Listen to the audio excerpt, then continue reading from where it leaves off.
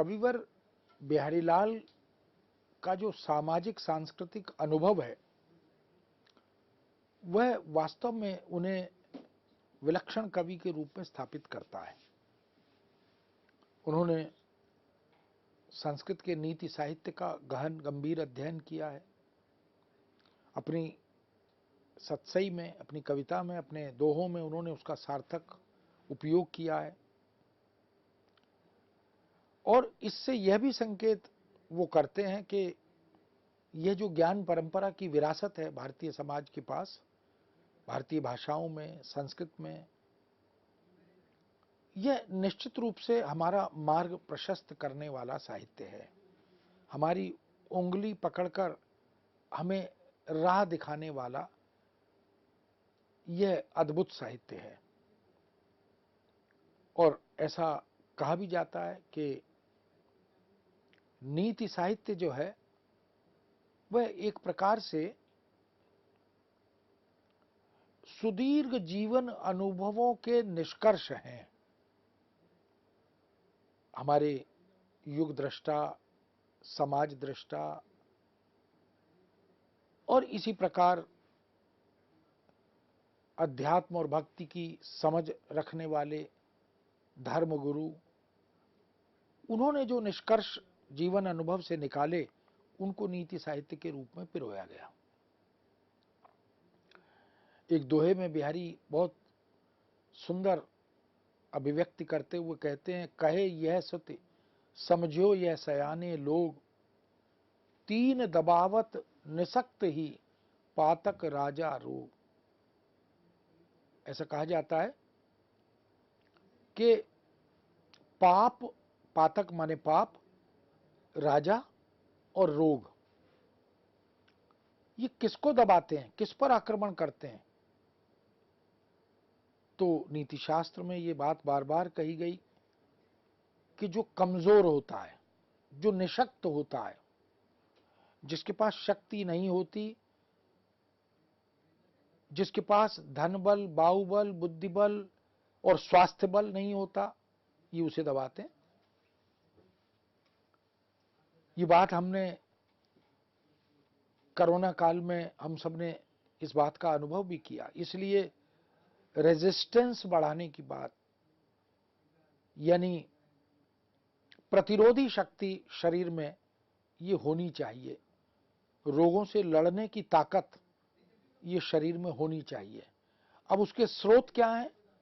उसके स्रोत सुपाच्य भोजन है, अच्छा खाना है, अच्छा व्यायाम है, योग है, साधना है, तप है, भक्ति है, आत्मबल है, आत्मविश्वास है, ये सब चीजें हैं। तो जब जब रोग हम पर आक्रमण करते हैं, इसका मतलब है हमारा शरीर कमजोर पड़ रहा है, उसकी प्रतिरोधी शक्ति जो है वो कम हो रही है।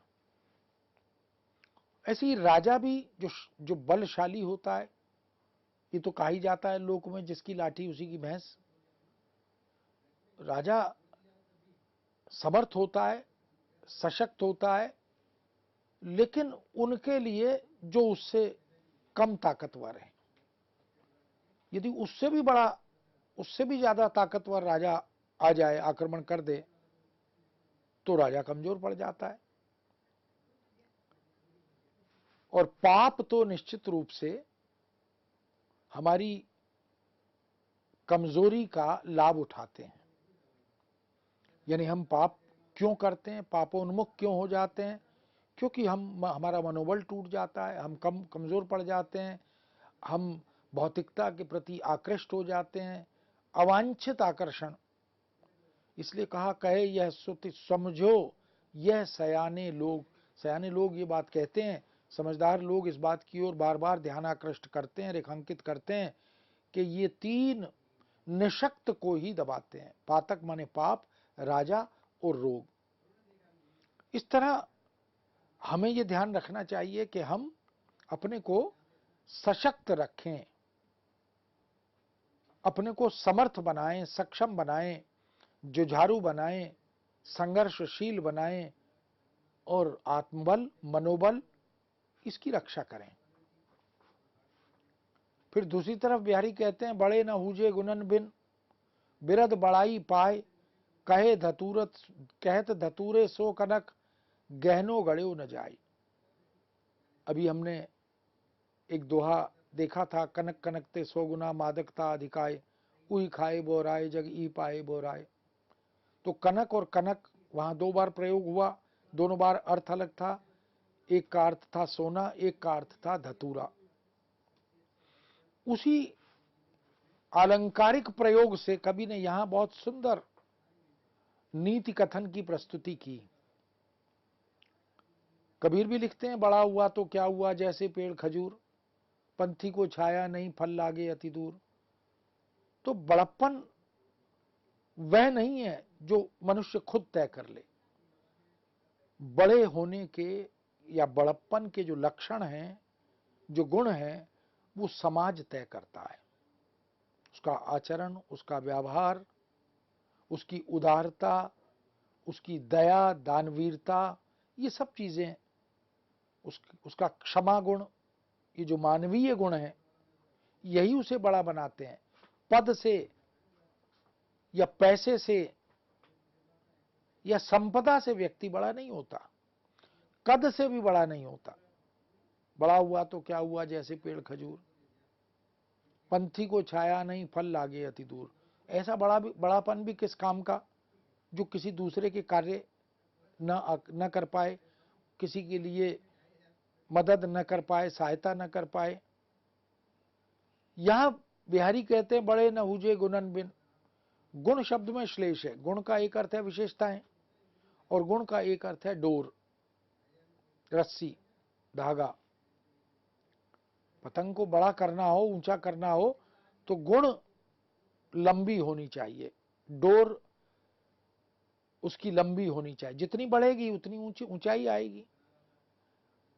और गुण, जिस व्यक्ति में जितनी विशेषताएं होंगी, जितने उसके गुण होंगे, जितनी उसकी अच्छाइयां होंगी, उसी से वो बड़ा होगा। गुणों के बिन कोई बड़ा नहीं हो सकता। बिरद बड़ाई पाए, कोई व्यर्थ में कितनी प्रशंसा करे, 4-6 लोग बैठकर किसी की तारीफ करने लगे, जैसा अक्सर हम देखते ही हैं। संस्कृत में तो बड़ी सुंदर कथन है कि कुछ लोग मिलकर उष्ट्रा नाम विवाहे सुगीत गाए सुगर्दभम, परस्पर प्रशस्यन्ति, अहो रूपम अहो रूपम अहोध्वनि अहोध्वनि। व्यर्थ में कोई किसी की चापलूसी करे, बढ़ाई करे, स्वार्थ सिद्ध प्रशंसा करे, उससे आदमी बड़ा नहीं होता। बड़ा तो एक सहज मन स्वीकृति होती है। मनुष्य समाज निर्धारित करता है कि इसका बड़प्पन कैसा और कितना है। व्यर्थ की बढ़ाई से कोई बड़ा नहीं होता। कहत धतूरे से कनक गहनो गड़्यो न जाई। बड़ा सुंदर उदाहरण सादृश्य दिया कि कोई धतूरे को यदि कनक कहे, धतूरे का एक नाम कनक भी है, कोई धतूरे से यदि कनक कहे भी तो वह गहने गढ़ने के काम नहीं आता। गहना तो केवल सोने से ही गढ़ा जाएगा, और सोना होना एक गुण है, एक वैशिष्ट्य है। इसलिए व्यर्थ में यथा नाम तथा गुण, ऐसा भी कहा जाता है। लेकिन कनक नाम अगर है और है वो धतूरा, तो उससे आभूषण नहीं बन सकते। इसी तरह कवि कहता है, स्वार्थ सुकृत ना श्रम वृथा, देख विहंग विचार, बाक पराए पानी पर तू पच्छिन ना मार। राजा को दरबाराश्रित कवि बिहारी कह रहे हैं, लेकिन अन्योक्ति के माध्यम से कह रहे हैं। यही एक बड़े कवि की पहचान होती है कि ऐसा कथन हो कि सांप भी मर जाए, लाठी भी ना टूटे। तो राजा जयसिंह से कहा, आश्रयदाता से कहा कि वो कुछ लोगों के बहकावे में आकर, कुछ लोगों की बातों पर भरोसा करके अपने लोगों को, अपने पक्षधर लोगों को नुकसान पहुंचा रहा है, उनका अहित कर रहा है। ये उचित नहीं है। तो औचित्य बोध, इसकी शिक्षा भी कवि देता है। बाक यानी बाज, हे बाक पराए पानी पर, पानी माने हाथ, दूसरे के हाथों में तुम मत खेलो। पहले राजा महाराजा बाज भी पालते थे। दूसरे शत्रु राजा के जो पत्रवाहक होते थे, संदेशवाहक होते थे, कबूतर आदि, उनको मारने के लिए ये बाज भी पालते थे। अगर पता लगे कि किसी राजा का पत्रवाहक, संदेशवाहक कबूतर कहीं चिट्ठी लेकर, कहीं पत्र लेकर किसी दूसरे राजा के पास जा रहा है, तो फिर वो अपने बाज को शत्रु राजा भेजते थे कि उसे आक्रमण करके बीच राह में ही मार गिराओ, ताकि वो पत्र पहुंच ना सके। तो बाज हिंसक पक्षी है और कबूतर आदि निरीह पक्षी हैं। उनका वध करने, उन्हें मारने के लिए बाज का इस्तेमाल किया जाता था। तो कवि भरे दरबार में संबोधित कर रहा है राजा को, लेकिन माध्यम बना रहा है बाज को कि हे बाज, पराए पानी पर तू दूसरों के कहने में, दूसरे के हाथों में मत खेल। इन भोले भाले निरीह पक्षियों को, यानी प्रजा के लोगों को, यानी अपने पक्षधरों को, ऐसे निर्ममता से, निर्दयता से किसी के बहकावे में आकर मत मार। ये विहंग बड़े निरीह हैं, ये तेरे प्रशंसक और पक्षधर हैं। तू किसी के कहने में आकर किसी की षड्यंत्रकारी नीतियों का हिस्सा बनकर इनका वध मत कर, इनका अहित मत कर। ऐसा करने से न तो तेरा कोई स्वार्थ पूरा हो रहा है, न इसे कोई सुकृत, अच्छा कार्य भी कहा जा सकता है। ये कोई अच्छा काम भी नहीं है कि बहकावे में आकर अपने लोगों को मारना। और इसमें जो श्रम लग रहा है, मानसिक, शारीरिक या सैन्य श्रम, ये भी व्यर्थ जा रहा है, क्योंकि ये तेरा, समाज का, राज्य का कोई अहित नहीं कर रहे, लेकिन तुम दूसरों के कहने पर, बहकावे में आकर इनका वध या अहित कर रहे हो। ये तुम्हें शोभा नहीं देता। इस तरह हम देखते हैं कि नीति का प्रचुर मात्रा में अनुसरण और प्रयोग कवि बिहारी ने अपनी कविता में, अपनी सतसई में किया है। एक बहुत ही सुंदर उदाहरण उनके दोहे में नर और नल की गति को केंद्र में रखकर दिखाई देता है। नर की अरु नल नीर की, गति एके करी जोड़। मनुष्य की, नर माने मनुष्य की, और नल से गिरने वाले पानी की जो गति है वो एक सी ही होती है। जे तो नीचा है चले, ते तो ऊंचो होई। यानी विनम्रता जितनी होगी, जितना शीश नवाकर, नतमस्तक होकर अपने आचरण और व्यवहार से मनुष्य आगे बढ़ेगा, उतना ही ऊंचा होगा, यानी निरअहंकार होगा, अहंकार से मुक्त होगा। यदि कोई मनुष्य, तो उसकी प्रतिष्ठा बढ़ेगी, उसकी ऊंचाई, उसका कद बढ़ेगा। और ठीक ऐसे ही नल का जो पानी है वह भी जितना गहरा जमीन में उसका स्रोत खोजा जाएगा, उससे जो जल निकलेगा वह उतना ही तीव्र, लेकिन उतना ही प्रवाहमय होगा, उतना ही गति वाला होगा, ऊंचाई वाला होगा। उस तीव्र प्रवाह के जल को आप कहीं किसी तल पर ले जाइए, उसका प्रभाव अधिक होगा। तो ये जो छोटे छोटे जीवन के सूत्र और संकेत हैं, उनको भी कवि ने समाज से चुना, उनको उदाहरण बनाया, और बड़प्पन क्या है, ऊंचाई क्या है, इन सब का भी बखूबी संकेत किया। इस तरह से हम देख सकते हैं कि आर्थिक नीति, सामाजिक नीति, धार्मिक नीति, राजनीति, कोई पक्ष नीति के जितने भी आयाम हैं उन सबको बिहारी ने छुआ है, संस्पर्श किया है। मीत न नीति गलीत है, जो धरिए धनुजोरी, खाएं खर्चें जो जुरे, तो जोरिए करोरी। मनुष्य कंजूस होता है तो फिर उसको केंद्र में रखकर कवि ने बहुत सुंदर परिकल्पना की। कहा कि व्यक्ति के लिए यह सर्वथा अनुचित है, उचित नहीं है कि वह दुख सहे और धन इकट्ठा करे। अगर ईश्वर ने धन दिया है, सामर्थ्य दिया है, शक्ति दी है, ज्यों ज्यों खर्चे त्यों बढ़े, इसकी बात कवियों ने की है। सुरसती के व्यापार की बड़ी अपूर्व बात, ज्यों ज्यों खर्चे त्यों बढ़े, बढ़त बढ़त बड़ी जात। तो कष्ट सहो लेकिन धन इकट्ठे करते रहो। अगर है पैसा, ईश्वर ने धन दिया है, पैसा दिया है, तो उसको खर्च करना चाहिए। सार्थक तरीके से, सार्थक पद्धति से खर्च करने, खाने पीने की ये जो वृत्ति है, यही सराहनीय है, प्रशंसनीय है, स्तुत्य है। इसके बाद यदि कुछ धन बचता है तो उसका संग्रह कीजिए। यानी अपनी जरूरत, अपनी आवश्यकता की पूर्ति के बाद यदि संचय करें, संग्रह करें, तो वह तो स्तुत्य है। किंतु कष्ट सहें, अभाव सहें, अपने परिवार के लिए हम संकटों का सामना करें लेकिन धन का संचय करें, ये सर्वथा अनुचित है।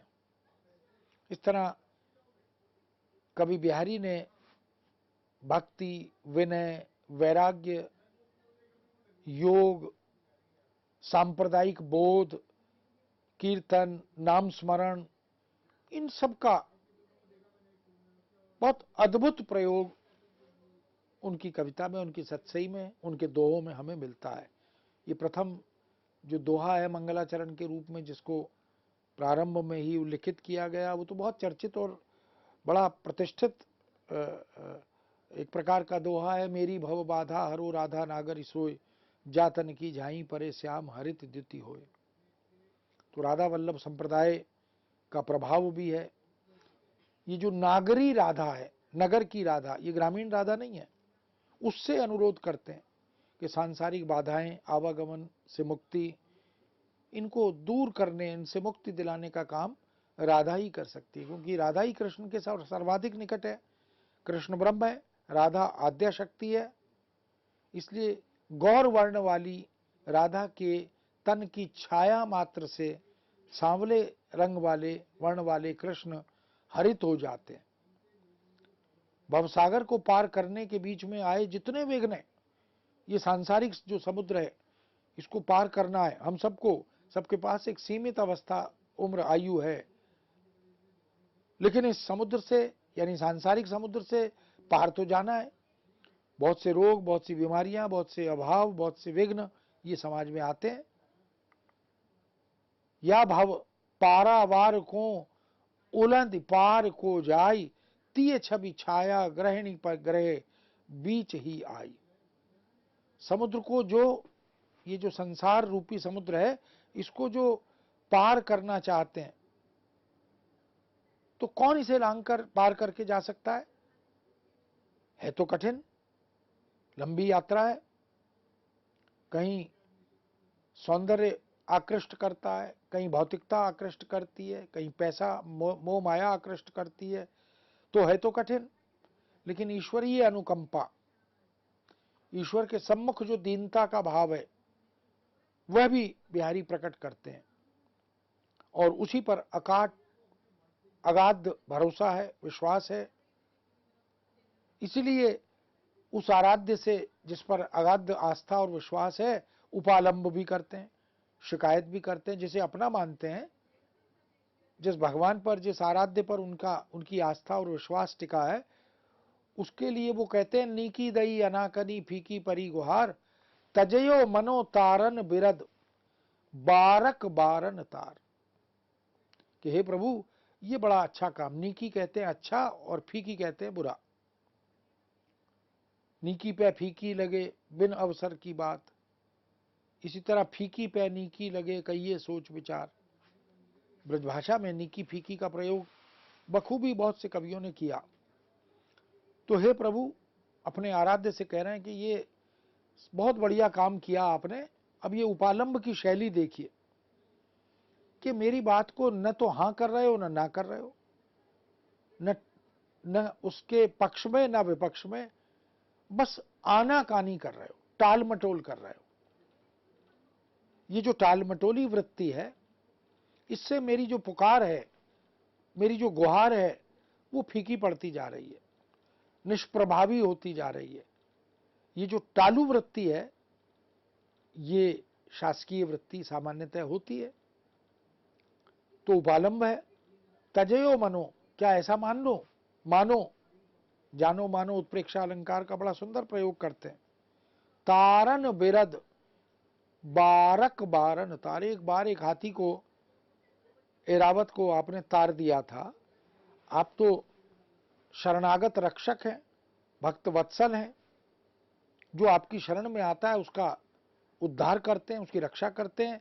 तो क्या एक बार एरावत का उद्धार करने के बाद आपने उस बिरद को, उस टेक को, उस वृत्ति को भुला दिया? क्या अब आपको भक्त की पीड़ा का बोध नहीं होता? वह जो पूरा कथा है एरावत हाथी गजग्राह प्रसंग, उसका बड़ा सुंदर प्रयोग कवि ने किया कि अब आप आनाकानी कर रहे हैं, टालमटोल कर रहे हैं, इससे मेरी पुकार फीकी पड़ रही है।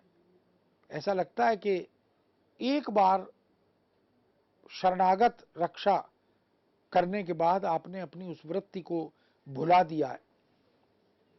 इसलिए हे प्रभु ये आपको शोभा नहीं देता, उपालंब है।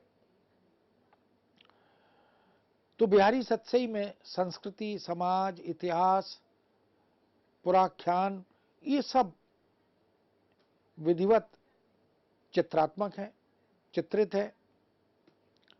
आचार्य भागीरथ मिश्र तो उनके विषय में, उनकी कविता के विषय में लिखते हैं, यह कहना भी अधिक संगत नहीं है कि संस्कृति, समाज और इतिहास का समावेश केवल प्रबंध काव्यों में ही हुआ। ऐसा कुछ समालोचकों ने कहा कि ये सांस्कृतिक और सामाजिक तथा ऐतिहासिक और आध्यात्मिक बोध प्रबंध रचनाओं में ही मिलता है। भागीरथ मिश्र कह रहे हैं कि ऐसा कहना उचित नहीं है। बिहारी जैसे मुक्तकार कवियों ने अपने दोहों में इन तीनों की विशेषताओं को बखूबी भरा है। इसलिए संस्कृति का चित्रण करते हुए तज तीरथ हरि राधिका तन द्युति करि अनुराग, जिह ब्रज केल निकुंज मग पग पग होई प्रयाग। तो कवि कहता है कि उस समय बहुत से मत थे, बहुत से संप्रदाय थे, बहुत सी भक्ति परंपराएं थी, और कवि बिहारी तो राधा वल्लभ संप्रदाय के अनुयायी थे, कृष्ण के भक्त थे, राधा की भक्ति कर रहे थे।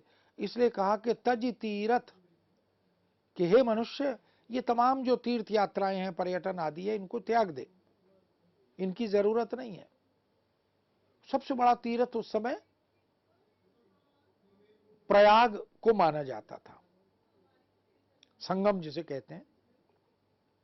तो कवि बिहारी ने बड़ी सुंदर परिकल्पना की, हरि राधिका तन द्युति करि अनुराग।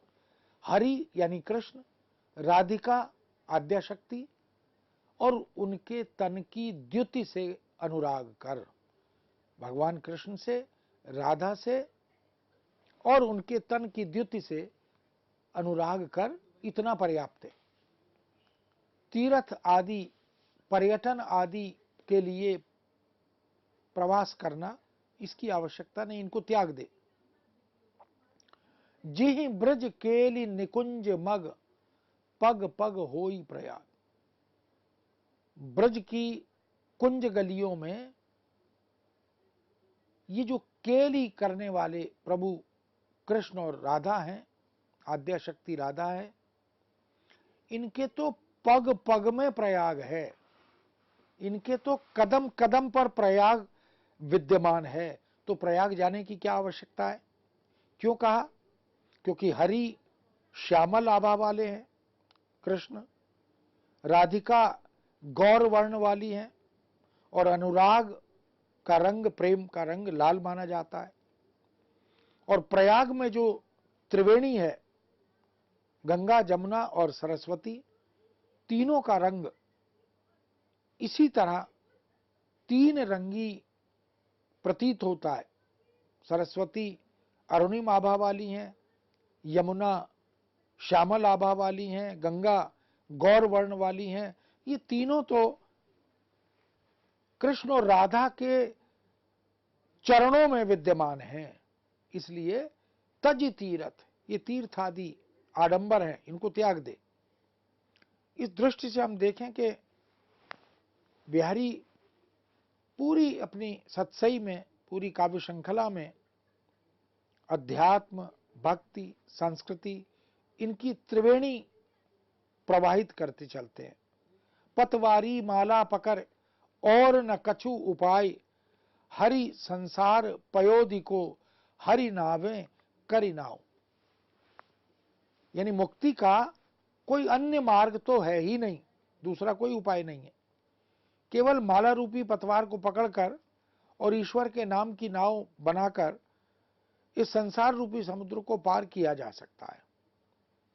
अब ये जो रूपक बनाया, ये जो बहुत सुंदर अलंकारिक परिकल्पना कवि ने की, वो इस बात की ओर संकेत करती है कि कवि का जो अनुभव है, जो ज्ञान है, जो सादृश्य है, वह विलक्षण है।